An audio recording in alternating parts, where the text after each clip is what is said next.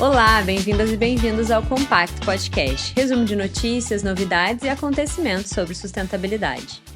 Hoje a gente vai falar sobre uma pequena atitude do dia a dia que aquece o planeta 4 vezes mais rápido do que viagens de avião, tênis da Stella McCartney com sola de bioplástico biodegradável, cada chiclete que a gente coloca na boca aumenta o plástico no nosso corpo e Paris reabre o Rio Sena para natação depois de um século.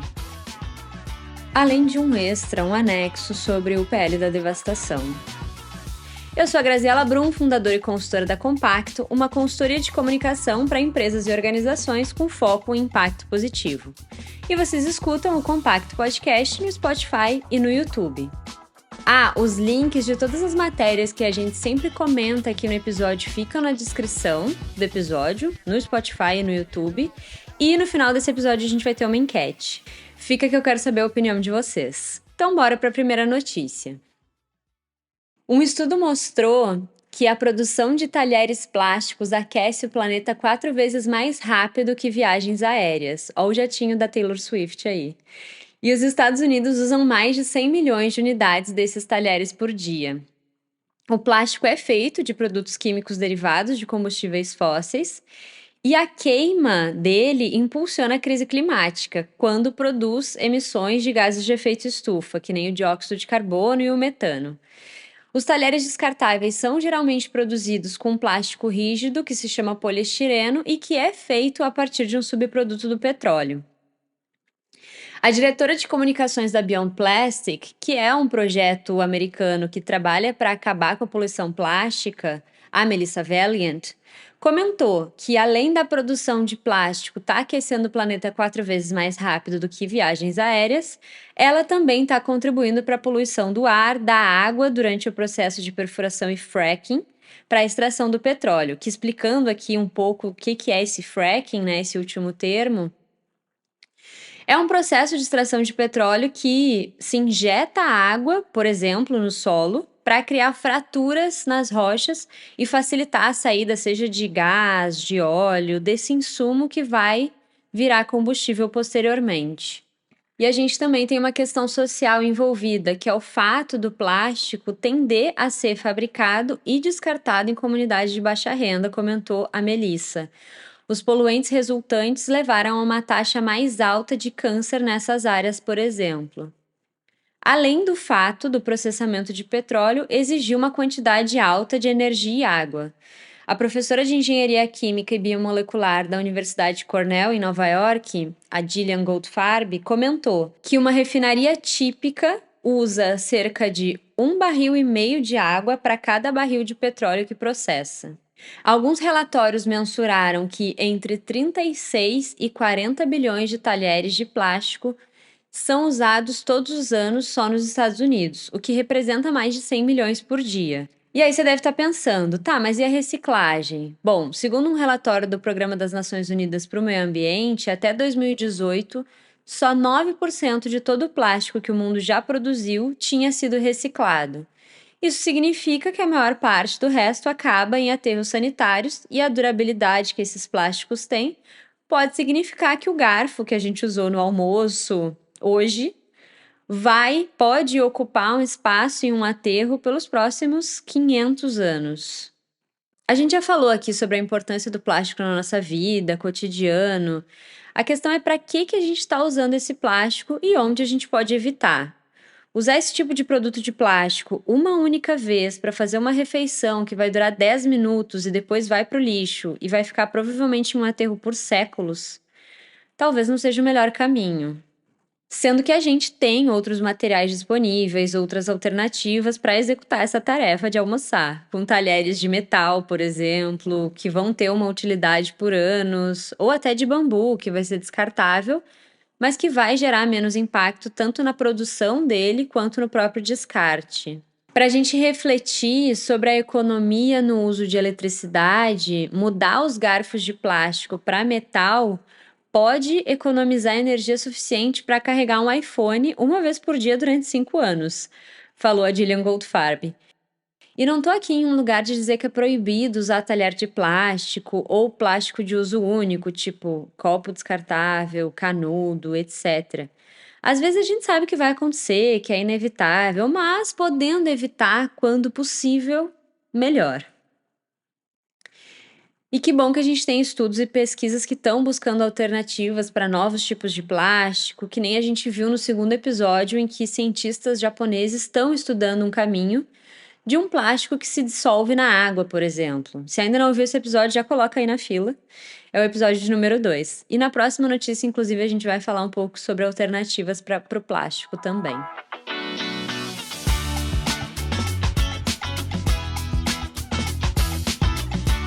Indo para a nossa próxima notícia, a gente tem Stella McCartney lança tênis com material produzido a partir de mamona, óleos, polissacarídeos, desenvolvido pela startup Balena. A marca da estilista Stella McCartney, que além de ter uma marca de moda, ser uma estilista também é uma Nepo Baby, para quem não sabe, filha do Paul McCartney, fez uma parceria com a empresa Balena, que é uma startup de ciências de materiais focada em polímeros, para lançar um tênis com sola de bioplástico, que é totalmente biodegradável e tem um cheiro de canela. Essa última parte eu particularmente estou passando. Cheiro de canela? Eu não entendo a pessoa que tem todas as opções de chicletes refrescantes disponíveis e ela escolhe um chiclete de canela. Aliás, a gente vai falar mais de chiclete na próxima notícia. O modelo desse tênis, que é o S-Wave Sport, utiliza um material que é o Biosear Flex, que é uma alternativa compostável e reciclável para o plástico. Esse mesmo modelo já teve uma versão, em 2022, que usava couro de uva e material reciclado. Só que para conseguir circularidade do produto, essa nova versão traz essa inovação dessa empresa que se chama Balena. Esse material é produzido de forma a garantir que não vai concorrer com recursos alimentares, já que ele usa muitos insumos dessa cadeia. E o fabricante comenta que ele biodegrada quando ele é compostado em instalações industriais ou pode ser reciclado para uso contínuo. Ele é tingido com canela natural, que é maravilhoso, porque garante um tingimento natural, não tóxico, mas eu já deixei aqui a minha opinião sobre canela. E também tem a promessa de ser durável e flexível, tanto quanto outros materiais, absorvendo impactos e respondendo ao movimento, que é importante quando a gente está falando sobre calçado, né? Inclusive, o maior obstáculo para desenvolver esse tipo de material era equiparar ele tanto a durabilidade quanto a flexibilidade de plásticos tradicionais que têm origem fóssil. Só que usando um material de origem natural que também poderia se decompor no fim da vida útil. E esse equilíbrio ainda não tinha sido alcançado. A maioria dos materiais biodegradáveis no mercado não é projetada para suportar estresse, abrasão, longevidade, que são fatores importantes para o solado de um tênis. E essa combinação de desempenho mais compostabilidade ainda não tinha sido alcançada nesse nível até então. Se você já usou um Vert/Veja, pode dizer se concorda ou não com essa afirmação. Esse tênis S-Wave pode ser enviado de volta para a Stella McCartney, que vai separar os componentes. E apesar das solas poderem ser compostadas, a prioridade é reciclar o material em novas solas, evitando o impacto ambiental de fabricar o material de novo do zero. E quando a gente, empresas, a indústria, fala de biodegradável, a gente está se referindo ao fato do material ter essa decomposição mais acelerada do que teria na sua versão tradicional, convencional, digamos assim, que nem o plástico, por exemplo, que pode levar mais de 4 séculos para se decompor, dependendo da composição dele, da espessura, etc. Um plástico de versão biodegradável teria esse tempo mais curto e geraria menos impacto nesse processo por ser mais natural também. E a gente vê que produtos alternativos ao plástico ainda são mais caros. Esse tênis da Stella McCartney, por exemplo, custa R$ 3.500, e isso acontece porque a fabricação dessa base biológica e essas cadeias de suprimentos circulares também ainda estão em desenvolvimento, em processo de desenvolvimento.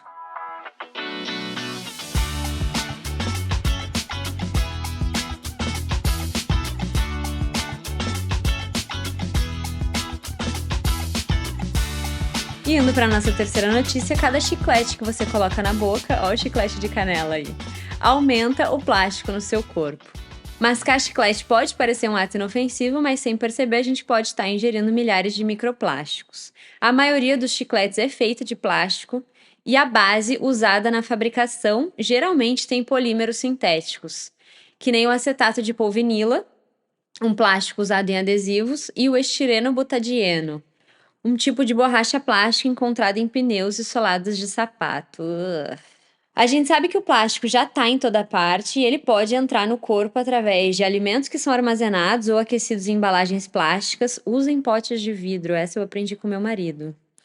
Só que no caso dos microplásticos no chiclete, isso acontece de forma bem direta, que nesse caso o próprio alimento é o plástico, né? O professor de engenharia da Universidade da Califórnia, Sanjay Mohanty, é o principal pesquisador de um estudo que analisou como os microplásticos no chiclete chegam à saliva.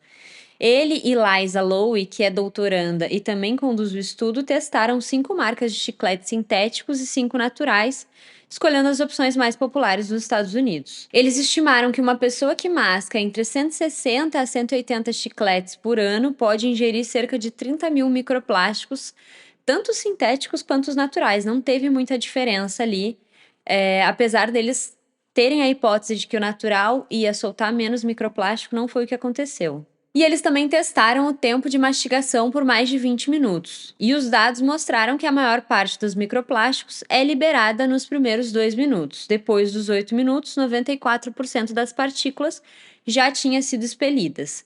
Então, se você quer reduzir a exposição a microplásticos, mas não quer abrir mão do chiclete, a sugestão é mascar o chiclete por mais tempo em vez de pegar um novo com frequência. Essa dica é maravilhosa.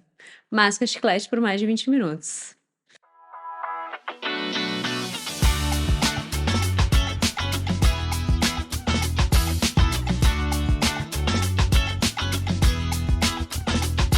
Indo para nossa próxima e última notícia, Paris reabre o Rio Sena para natação depois de um século.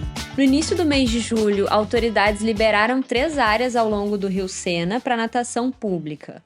Uma perto da Torre Eiffel, que é para famílias com crianças pequenas, e outras 2 próximas da Catedral de Notre Dame e da Biblioteca Nacional. Essa liberação está acontecendo para cerca de 1.000 pessoas por dia de forma gratuita até o final do mês de agosto. E as autoridades têm a expectativa de que isso vire um hábito e um passatempo comentado da temporada de verão na cidade. E aí vocês estão achando que é só tô andando por ali, tiro meu sapato e entro no Rio Sena, né? Não, tem toda uma estrutura por trás, tem controle de acesso, demarcação das áreas, salva-vidas, vestiários, chuveiros nesses lugares. A qualidade da água também vai ser testada todos os dias e um sistema de bandeiras vai indicar se aquele ponto tá ou não seguro para nadar. Logo depois da reabertura do Sena, inclusive, teve uma chuva muito forte em Paris que fechou esses lugares para natação. Por quê?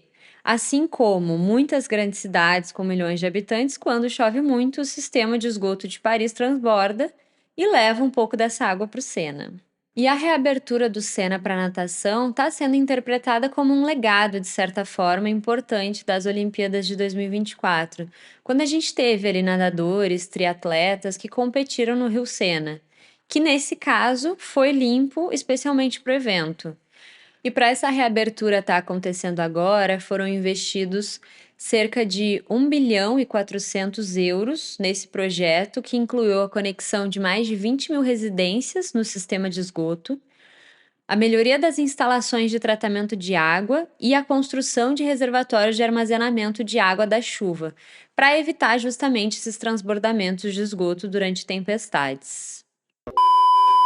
Eu vou fazer um anexo aqui nesse episódio que já tinha sido gravado antes do dia 17 de julho, para explicar o que é o PL da devastação e o que isso significa. Na madrugada desse dia 17 de julho, que coincidentemente também é o Dia de Proteção às Florestas, foi aprovado no Congresso o que está sendo chamado de Projeto de Lei da Devastação. Se você está bem dentro das discussões sobre sustentabilidade, com certeza você ouviu falar. Mas como a ideia aqui não é ficar pregando só para convertidos, eu vou explicar o que é esse projeto de lei. O que vieram das emendas do Senado, piorar o projeto. Eu falo porque acompanhei de perto. A primeira tragédia criminosa em Minas, de grandes proporções, foi a tragédia criminosa de Mariana. não foi suficiente para que a legislação melhorasse, ficasse mais rigorosa. Infelizmente, teve que acontecer a segunda tragédia criminosa de Brumadinho. E aí sim nós avançamos em diversas legislações. E agora, que passou um tempo depois disso, parece que o parlamento esquece e retrocede na legislação. Está encerrada a votação. Sim, 267, não 116. Estão aprovadas as emendas. Esse áudio da TV Câmara mostra ali os momentos finais da votação desse projeto de lei 2159 de 2021, que aconteceu às 1h50 da manhã do dia 17 de julho, como a gente falou. Bom, esse movimento de criar um marco geral, um conjunto de regras, leis que fosse consolidado para organizar a forma como as coisas eram feitas, o que podia, o que não podia em termos de interferência ambiental, surgiu há bastante tempo, há mais de 2 décadas. E ele surgiu na maior das boas intenções, através de ambientalistas, inclusive. A ideia era ter padrões e diretrizes que fossem bem definidas. E, por outro lado, nesse movimento, por parte do setor privado, também tinha a ideia de simplificar um pouco da burocracia que os licenciamentos ambientais envolviam. Especialmente quando a gente fala de setores de alto impacto ambiental, que nem a mineração, a infraestrutura, o agropecuário. E é digno, porque se a burocracia não está trazendo nenhum benefício, só atraso, ninguém precisa ser vítima dela. Não tem por que ela continuar, mas era importante que isso acontecesse sem tirar a ciência da equação. Então, a proposta era trazer um parâmetro mais definido para situações e também, por outro lado, simplificar a burocracia. E aí o tempo foi passando, essas intenções originais foram ganhando outra forma, digamos assim. Tá, beleza. E o que é esse licenciamento ambiental de fato? O licenciamento ambiental, ele é uma avaliação de impacto de determinada atividade ou obra que uma empresa, um empreendimento vai fazer. Por exemplo, viadutos, pontes, hidrelétricas, barragens, em que esses empreendimentos precisam propor medidas para reduzir os danos que vão ser gerados. E a partir daí é dada ou não uma autorização para que essa obra, essa atividade aconteça. Assim como tem licenciamento sanitário, vistoria do Corpo de Bombeiros, alvará de funcionamento para estabelecimentos, existe esse licenciamento ambiental. E aí tem algumas analogias que ajudam a deixar essa história um pouco mais didática. Por exemplo, uma delas é que esse projeto de lei ele pode ser comparado a ir em um médico que imprimiu o seu próprio diploma de medicina, ele mesmo, sem ter obrigatoriamente estudado, passado por provas, ter ali uma instituição atestando o conhecimento dele. Outra analogia que eu ouvi também foi da Tamara Klink, que ela fala que seria como pegar um avião com um piloto que emitiu a própria carteira de habilitação para pilotar.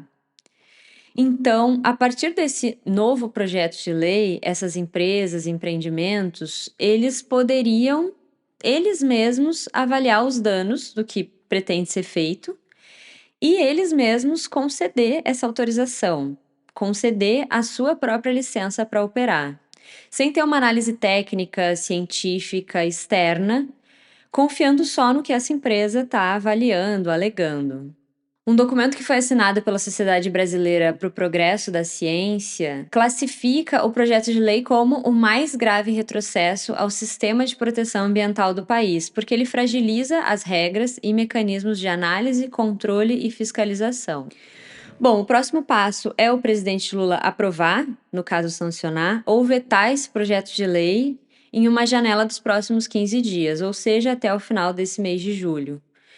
E se você quer se envolver, participar, ter alguma atitude de fato contra esse projeto de lei, você pode assinar uma petição que está sendo organizada pelo Nossas e enviar, digamos assim, uma carta simbólica para o presidente Lula através do link que é peledadevastação.org, sem cedilha, sem tio.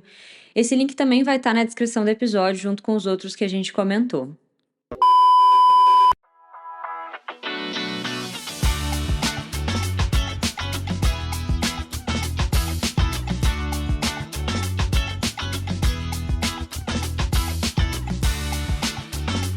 A gente teve quase uma edição especial plástico aqui hoje, né? E falou sobre como a produção de talheres plásticos pode aquecer o planeta 4 vezes mais rápido do que viagens de avião.